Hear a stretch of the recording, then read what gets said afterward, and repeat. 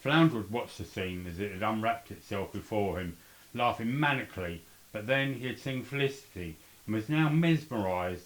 She reminded him of someone from his past. His sister. He had a sister, and she looked like her. He remembered now.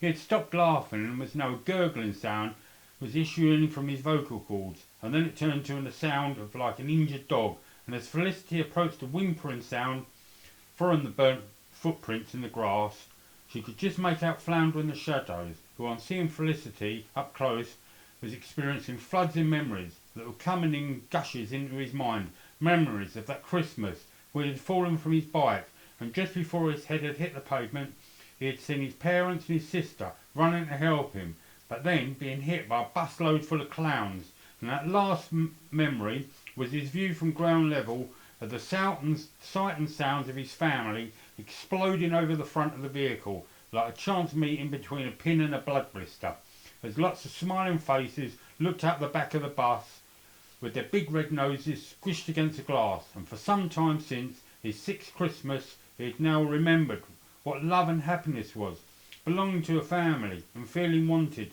Felicity walked up to him and said, "Did you do this?" "Yes, but I realise my mistake now," he stammered. "Oh!" and hit him with the trowel, which luckily did not put him into a coma again, but did bloody hurt. They both walked back to Santa Claus. He was now being called Santa Claus, as he was now being called by the elves, and Flounder, with his tears in his eyes, apologised, and of course Mr. Claus forgave him, but did say he would get nothing for Christmas, as he was still on the naughty list, and gave them all a ho-ho, and off he went. Felicity invited Flounder back for a cup of tea, and as they walked home they took one last look in the sky and could make out a giant crab and 6 deer. "The sleigh sounds funny," Flounder mentioned in passing.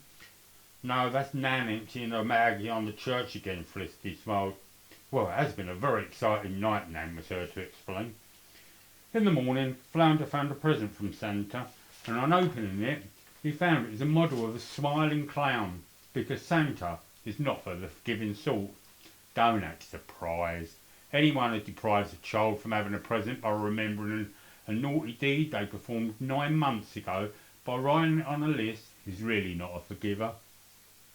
I'd also like to mention the unfairness of toy distribution, and that he gives rich toys to the rich and poor to the poor.